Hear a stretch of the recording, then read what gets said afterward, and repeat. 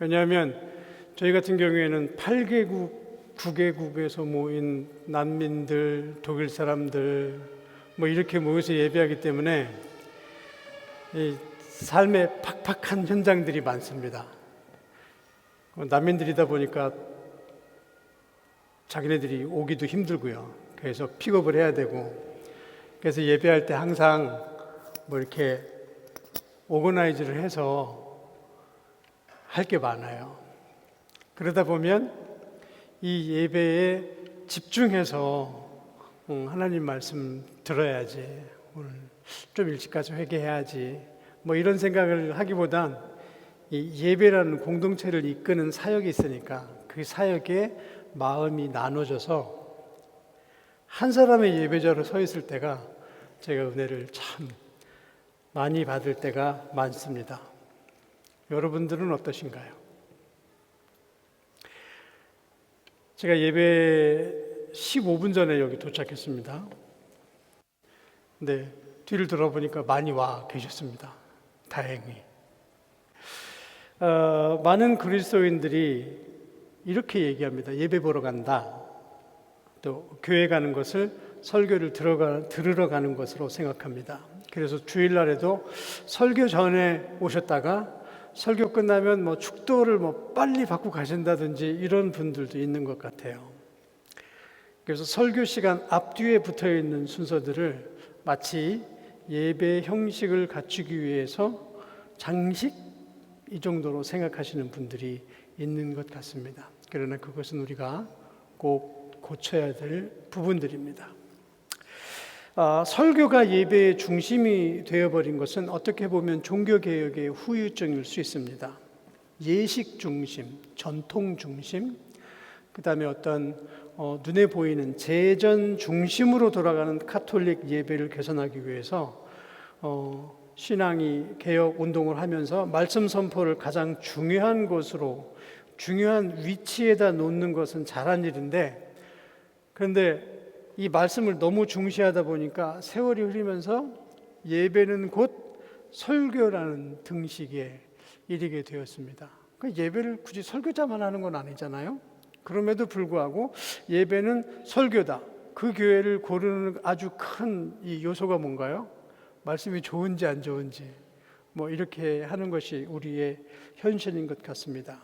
하지만 설교도 그렇고 다른 어떤 것도 그렇고 기도, 찬양, 간증, 헌금 등의 모든 순서가 다 예배입니다.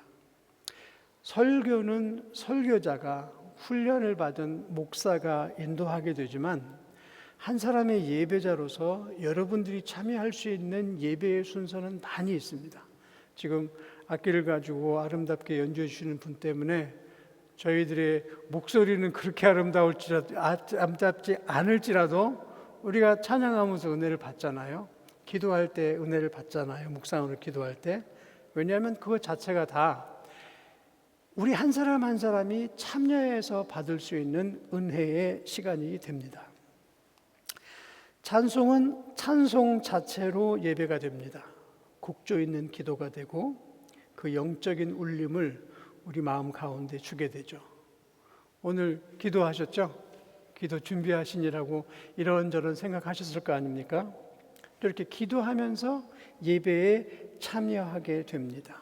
기도 자체가 예배의 한 부분이게 되기도 하고 간절한 마음으로 기도할 때에 여러분이 예배자로서 예배를 참여하고 있는 것입니다. 헌금도 마찬가지죠.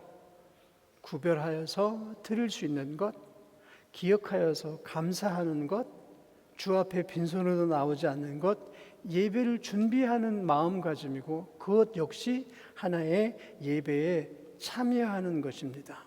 그래서 우리는 예배 순서 하나하나에 집중해서 한 사람 앞에 한 사람의 예배자로 서야 합니다. 그리고 그러기 위해서는 모든 순서에 예배자나 인도자나 사회자나 찬양팀이 아니라 여러분 한 사람 한 사람이 스스로 찬양하는 자, 기도하는 자, 하나님 앞에 예물을 드리는 자, 주의 율법 듣기를 즐거워하는 자로 주 앞에 설 때에 하나님께서는 우리를 참된 예배자로 만들어 주실 것이고 그 그 예배 위에 하늘의 문을 여셔서 우리에게 영적인 것으로 채워주실 것입니다.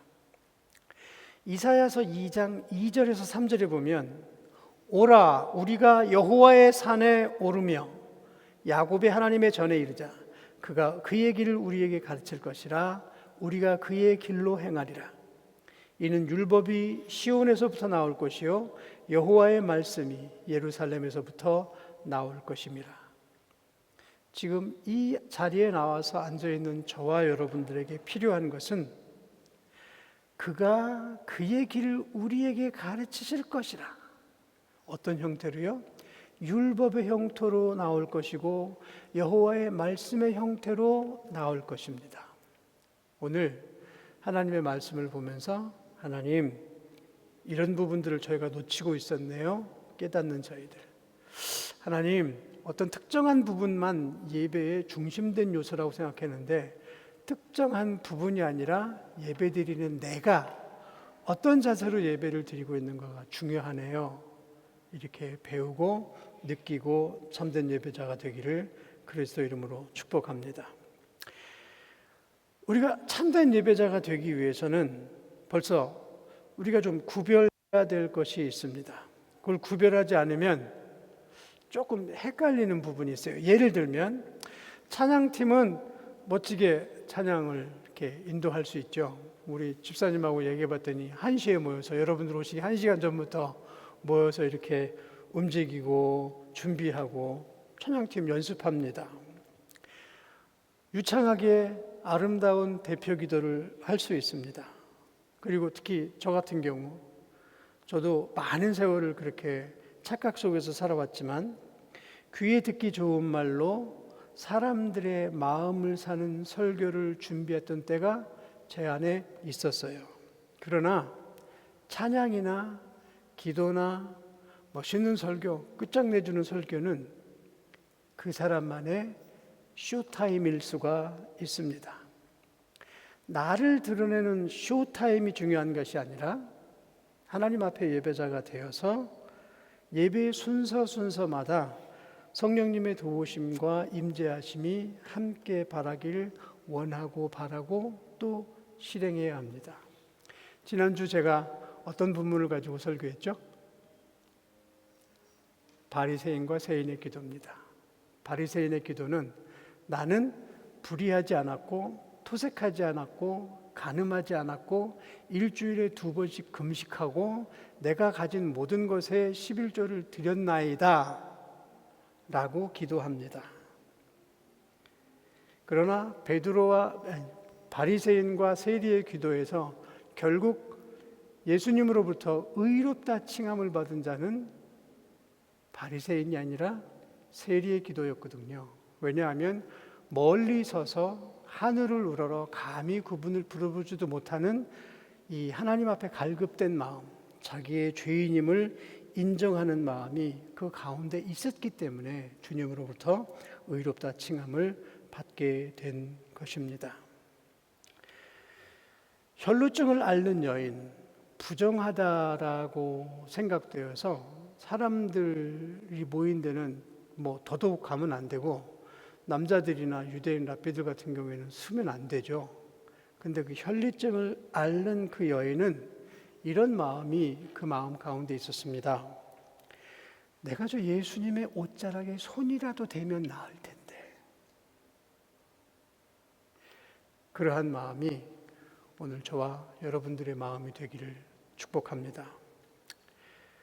우리가 예배할 때 우리가 가장 중요하게 생각해야 될 요소가 무엇일까 묻는다면 많은 사람들이 예배의 대상이 중요하죠 라고 대답합니다. 당연히 맞는 말씀입니다. 교회에 나오는 우리가 하나님 외에 다른 어떤 것을 예배하겠습니까?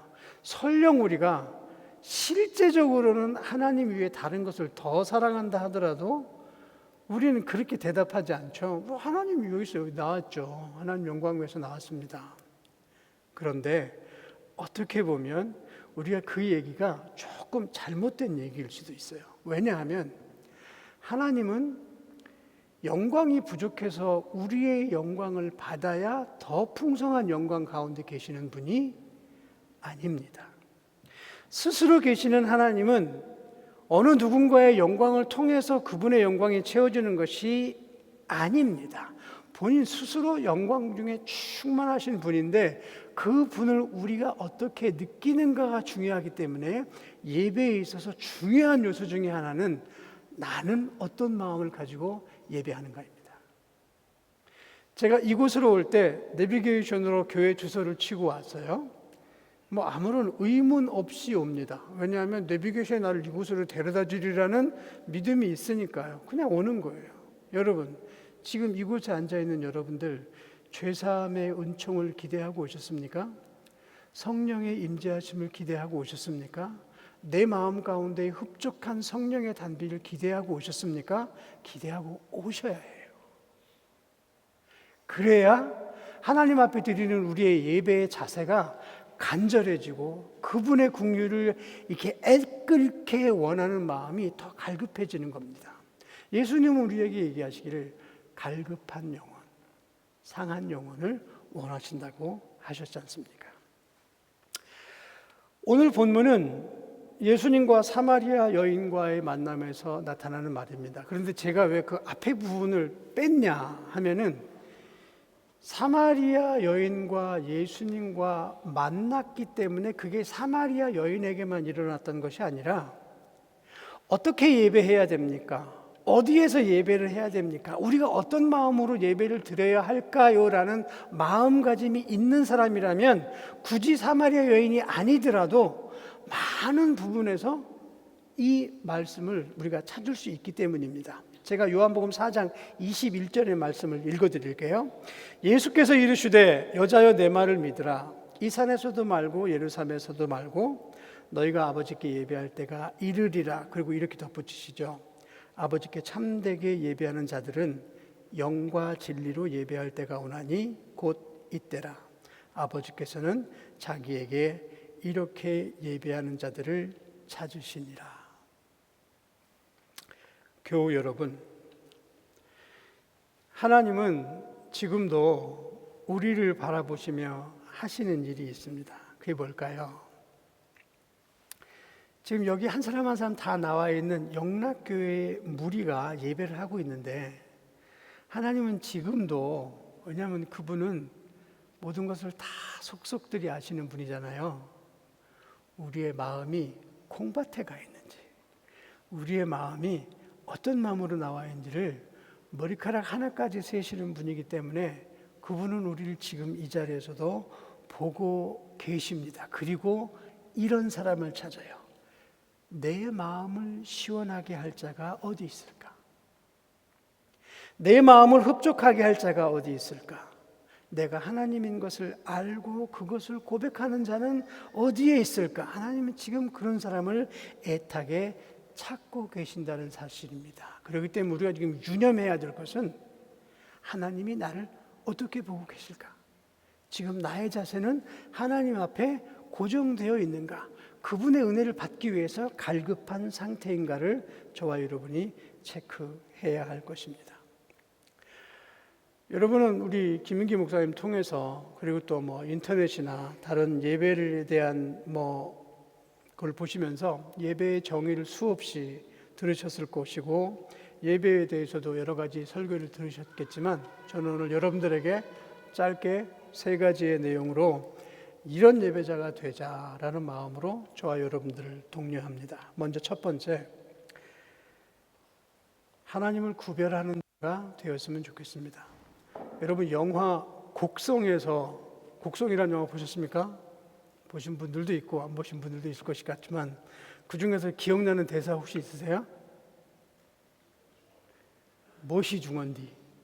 네, 무엇이 중헌디? 저는 이 무엇이 중헌디라는 얘기를 여행 가서 어떤 가족이 가족 말고 무엇이 중헌디 이렇게 써가지고 가족 4명이 다 입고 다니는 것도 봤어요. 야, 가족이 참 중요하다라는 거를 저분들은 마치 MT의 T나 단체 티 말듯이 해가지고 가족보다 무엇이 중요한데 이렇게 써서 4분이 걸어다니는 걸 보면서 뒤에서 감탄한 적이 있습니다. 여러분, 하나님과 우리는 다른 존재입니다. 거기서 토를 다는 분들은 없겠죠. 우리는 땅에 있고 하늘에 계시는 분입니다. 우리는 죄인이고 하나님은 우리의 죄를 용서하시는 분입니다.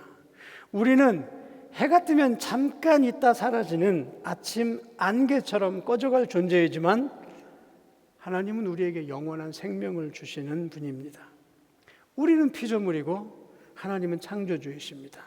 이렇게 명백한 구분이 우리 안에 들어있어야 예배하는 마음이 내 안에서 비로소 움직이기 시작합니다. 그걸 구분할 줄 알아야 내 인생의 중심에 누가 와야 하는지를 깨닫게 되는 겁니다.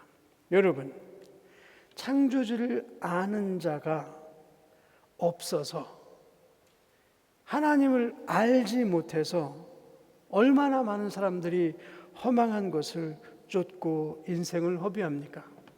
저희는 교회 사역을 하면서 교회와 함께 소셜 카페를 같이 운영을 합니다.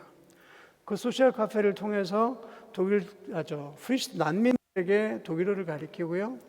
난민 자녀들은 부모가 독일어를 못하니 숙제를 도와줄 수가 없잖아요. 그 숙제를 도와줄 수 있는 사람들을 근처에 있는 독일 사람들 해서 같이 이곳에 카페에 와서 아이들이 숙제도 하고 독일어도 배우고 교제도 하고 그 아프가니스탄이라든가 시리아에서 온 그 여자들은 집안에만 있어야 된다라는 그런 분들도 나와서 독일어도 배우고 파스텔도 하면서 점점 이 사회에 독일 사회에 인티그리트 될 수 있도록 하는 일을 합니다. 다시 말해서 카페를 하지만 카페를 통해서 돈을 버는 게 목적이 아니라 사람들을 만나는 것이 목적이기 때문에 그곳에 나가서 목사이면서 바리스타로 일을 하면 참 재밌는 광경들을 많이 봐요. 근데 공교롭게도 우리 바로 옆에 크나이페가 있습니다. 술집이 있어요. 우리 조그만 동네에서 있을 것 같지 않은 술집이 얼마 전에 생겼어요. 그것도 새로 생겼어요. 새로 생겨가지고 왔는데 거기를 이렇게 왔다 갔다 하시는 분들을 보면 나이 많으신 분들 중에서 제가 보기에는 가족도 없어 보이고, 그다음에 제가 보기에는 그분은 점심 때 와서 맥주 2잔, 저녁에 와서 맥주 3잔 마시는 게 제가 미루어 짐작해 보건데, 잘 몰라요. 제가 미루어 짐작해 보건데 저 맥주가 저분의 식사가 아닐까, 저는 그렇게 생각이 들어요. 우리 카페에 와서 카페를 드시는 저기 양로원에 계신 할머니들은 오면 제가 뭐 바펠도 구워다 드리고 얘기도 하고 말벗도 하고 꽤 참 재밌게 이렇게 얘기를 하는데, 거기 오신 분은 매일 오시는 분이지만 매일 와도 맥주 한 잔을 시켜놓고 눈동자가 퀭해서 그냥 밖에 앉아서 술을 마시는데, 더 이상한 건 매일 오는 단골인데도 거기에 있는 분이 그 사람을 위해서 아무것도 안 해줘요. 나와서 앉아서 어떻게 지내느냐 말을 물어보는 것 같지도 않고 뭐 없어요. 그래서 제가 저분하고 한번 말을 한번 해봐야 되겠다. 왜냐하면 맥주잔을 앞에 놓고 앉아있는 그분의 이 영혼이 너무 외롭게 느껴져서 저런 분들한테 내가 가서 교제를 한번 가져봐야 되겠다, 그런 생각을 합니다. 여러분, 하나님을 알지 못하고 다른 것들, 허망한 것들에 기대어서 가는 사람들 우리 주변에 많이 보잖아요. 그 반면에 우리들은 하나님께서 우리를 사랑해 주시고 그 사랑을 우리가 받아서 하나님 앞에 나와서 예배드리는데 우리의 마음이 어느 곳을 향해 있는지 잘 체크해야, 그래야 이왕 나온 예배 하나님께도 우리에게도 은혜가 되는 시간이 되기를 그리스도 이름으로 축원합니다. 여러분, 하나님을 만났던 사람들, 하나님을 경험했던 신앙의 선배들, 혹시 주위에 하나님을 만났다 그런 사람들 혹시 있나요? 저는 하나님을 만난 적은 없는데 하나님이 이 사람을 보내셨구나 하는 사람들은 자주 만나요. 하나님의 음성을 듣지는 못했는데 저 사람이 하는 얘기가 하나님에게 해주시는 얘기겠구나라는 생각이 들 때가 종종 있어요. 하여튼 하나님을 만났던 신앙의 선배들은 그분들을 볼 때마다 특별한 두려움과 떨림이 있는 사람들이 하나님을 만나게 되는 거예요. 출애굽기 33장에 보면요, 모세가 이스라엘 백성들이 모이기 위해서 너희들 다 이스라엘 회막으로 모여라. 그런데 그 회막에서 조금 떨어져 있어라. 왜 떨어져 있어라 그랬냐면 회막이 너무 성스러운 곳이니까 죄 있는 너희들이 회막 가까이 그쳐 있다가 너희들이 지은 죄로 죽임 당하지 말고 조금 회막에서 떨어져서 하나님의 임재를 알라고 회막 주변에 다 모이라 그래요.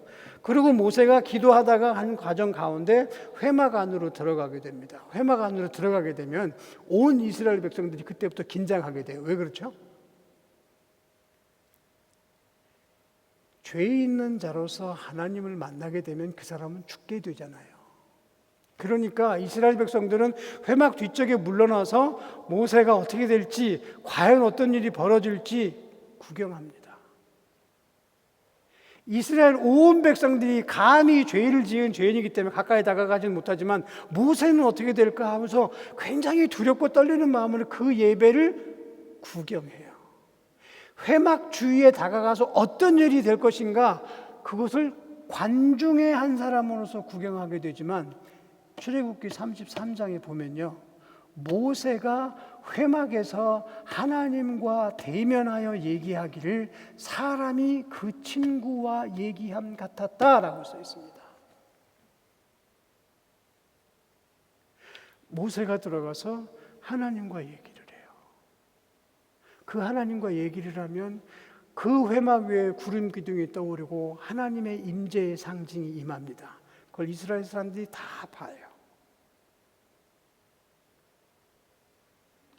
하나님의 임재가 끝나고 모세가 예배가 끝난 제사가 끝난 뒤에 내려오게 되면 많은 사람들은 다 물러갑니다. 근데 33장 14절에 보면 이런 얘기가 있어요. 그때에 눈의 아들 여호수아는 회막에 남아 하나님의 영광을 그리워하더라라고 얘기합니다. 여호수아가 누구죠? 모세의 뒤를 이어서 이스라엘 백성을 이끌 믿음의 지도자입니다. 그 지도자가 모세를 보면서 너무 부러운 거예요. 야, 우리 선생님은, 우리 모세 선생님은 어떻게 저렇게 사람이 친구와 대하여 얘기하듯 저렇게 하나님과 통행하실까? 나도 저런 사람이 돼야 되겠다라고 생각하며 회막에 머물며 자기 자신을 돌아보며 하나님의 임재를 경험하기 위해서 참된 예배자가 되기 위해서 애쓰고 애쓴다는 얘기입니다. 그런 여호수아에게 하나님은 말씀하시죠. 여호수아 1장 5절 7절 이해합니다. 강하고 담대하라. 왜? 모세의 뒤를 이어서 그 불평불만이 많던 이스라엘 백성들을 이끌기 위해서 너 강하고 담대하라, 두려워 말라, 내가 너와 함께하니라, 내가 너의 하나님이 되리라라는 확증을 주시는 거예요. 언제? 하나님의 임재를 그만큼 갈급해하고 자기 선생님이 모세가 하나님하고 대면한 거를 나도 좀 그렇게 됐으면 좋겠다라고 하는 갈급하는 자에게 주의 영이 임하시는 것이고 하나님의 임재가 임하는 것이고 하나님의 임재가 그 사람 앞에 임하면 그 사람의 인생이 변하게 되는 것입니다. 사도 바울은 그렇게 핍박하려던 예수를 만난 뒤에 내가 이제 예수를 만났으니 당장 사역하겠다고 설친 게 아니라 아라비아의 사막으로 가서 2년 동안 하나님께로부터 깊은 가르침을 받습니다. 스스로 기도하고요.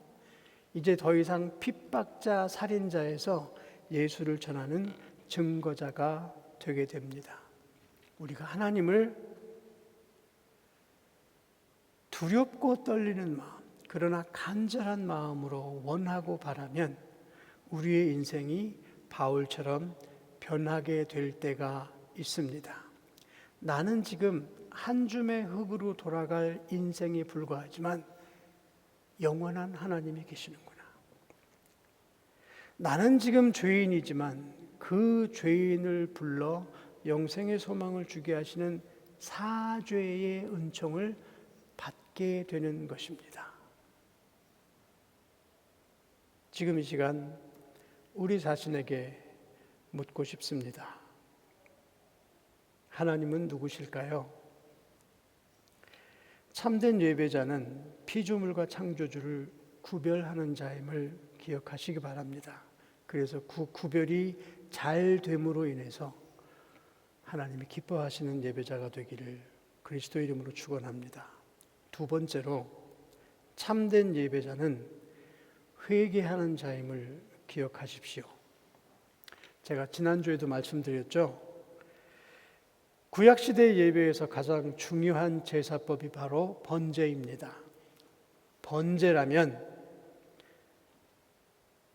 그곳에서 살아있는 짐승을 죽이고 태우고 피와 가죽을 분리하고 그 태워지는 향기까지 온전하게 드리는 제사입니다. 그런데 우리가 그런 번제처럼 우리 자신을 드리기 위해서는 우리가 먼저 죽여야 할 것들이 있습니다. 쉽지 않은 얘기죠. 그리고 쉽지 않기 때문에 우리가 1년에 52주 살아있는 그 시간까지 매일 주일에 나와서 하나님의 말씀을 듣고 옳소이다. 하나님의 말씀에 아멘입니다. 내가 그래서 또 회개합니다. 그리고 한 발 한 발 하나님 앞에 나아가는 것입니다. 내 자아가 한번 죽인다고 죽여지든가요?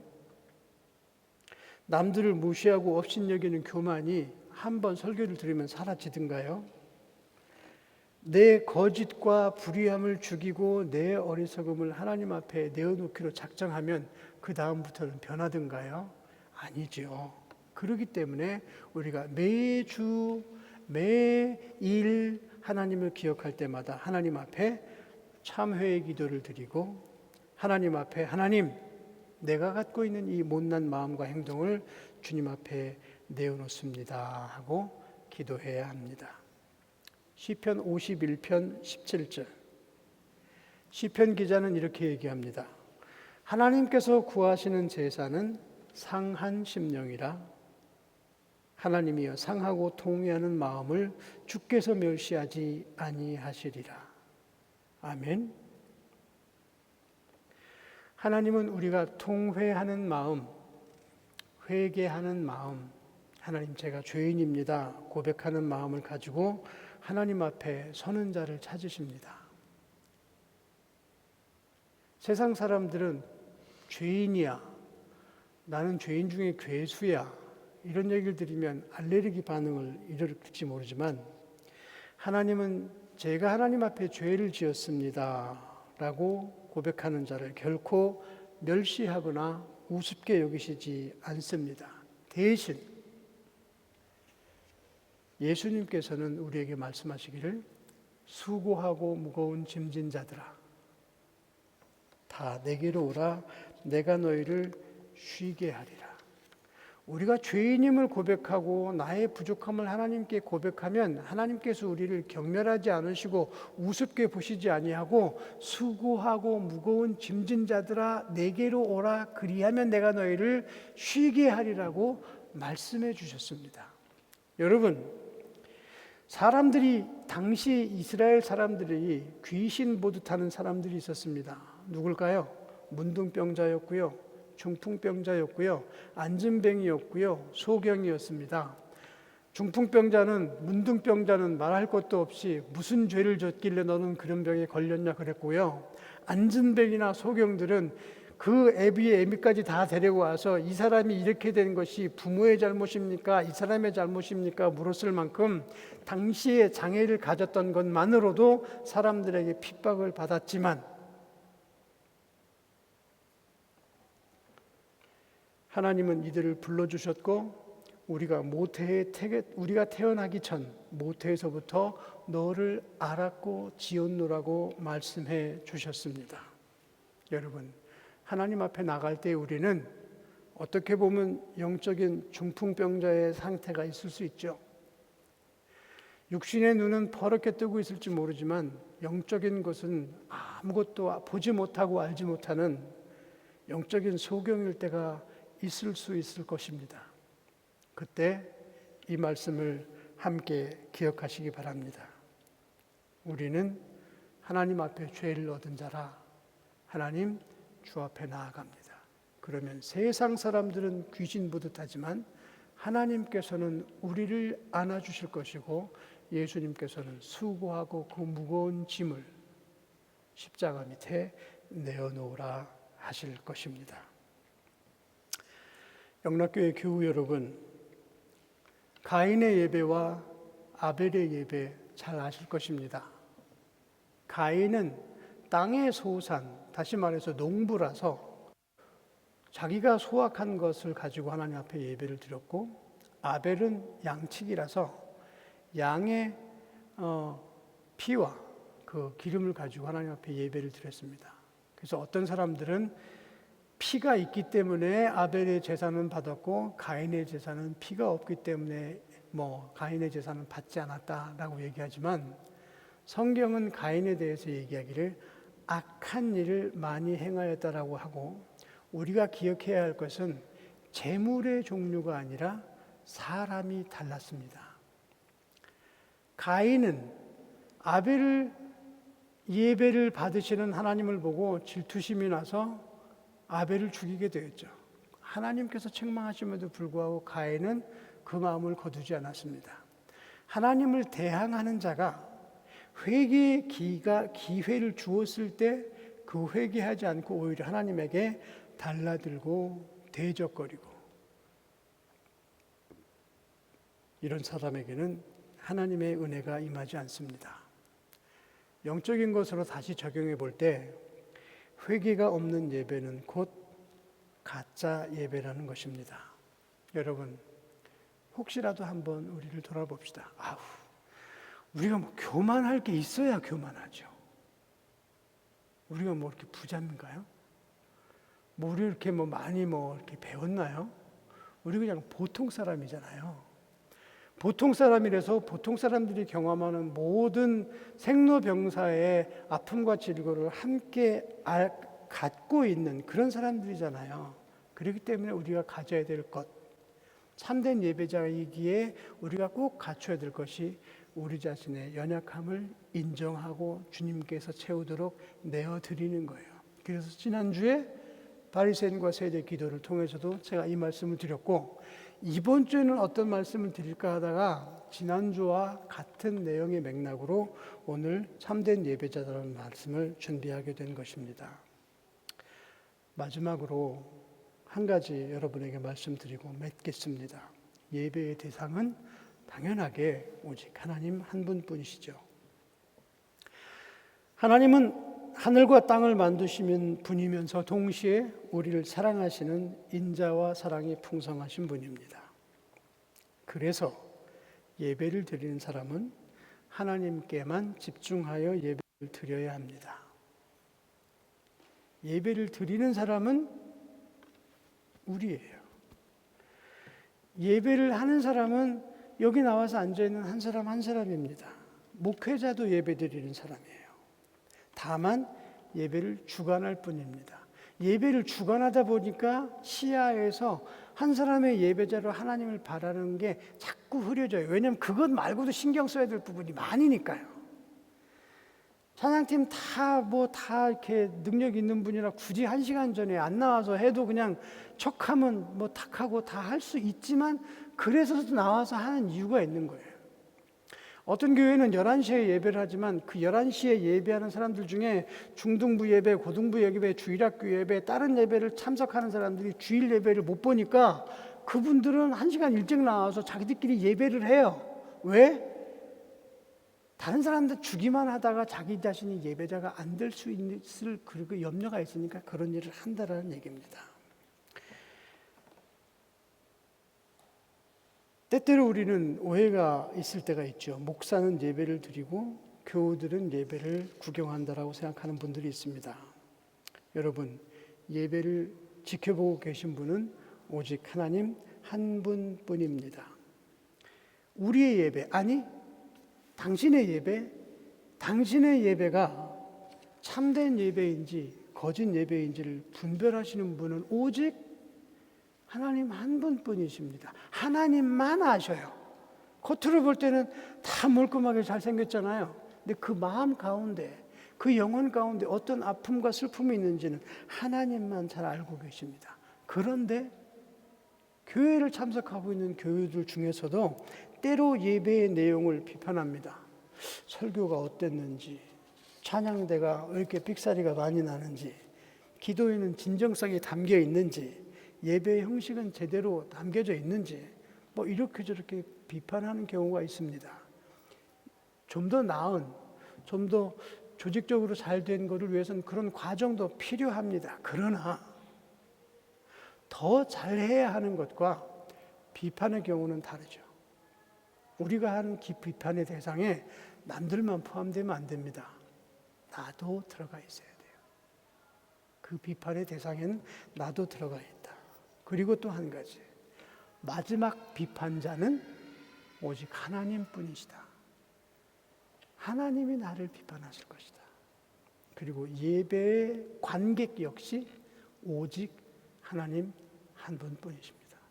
여러분 중에 누가 아우 저 양반이 맨날 와서 교회에서 졸기만 해, 뭐 잠만 자, 뭐 어쩌다 한번 뜸하면 나와, 뭐 명절에만 나와, 성탄절에만 나와, 그거 다 남들을 향한 비판을 우리가 할 필요가 없어요. 우리도 어떤 사람들이 보기에는 사람의 기준이 다 다르기 때문에 어떤 사람한테는 넘칠 수도 있고 어떤 사람한테는 모자랄 수가 있는 것입니다. 그러나 예배의 관객은 하나님 한 분뿐이라는 사실을 인정하시고 하나님 앞에 갈급한 심령으로 주님 앞에 나가는 저와 여러분들 되기를 축복합니다. 우리 모두 하나님이 찾으시는 예배자가 됩시다. 그렇게 하기 위해서는, 참된 예배자가 되기 위해서는 구별하는 능력을 갖추시기 바랍니다. 예배를 받으시는 하나님, 예배를 드리는 나, 상황을 잘 구별하여서 비로소 참된 예배자가 됩니다. 예배란 곧 회개임을 기억하십시오. 나의 연약한 모습 그대로 하나님께 아뢰기 시작해야 비로소 예배가 됩니다. 그리고 마지막으로 예배는 오직 하나님께, 하나님만이 우리가 예배할 대상이죠. 이 세 가지를 잘 기억하면서 남은 평생의 주일을 하나님 앞에 참된 예배자로 서기를 주님의 이름으로 축복합니다. 기도하겠습니다.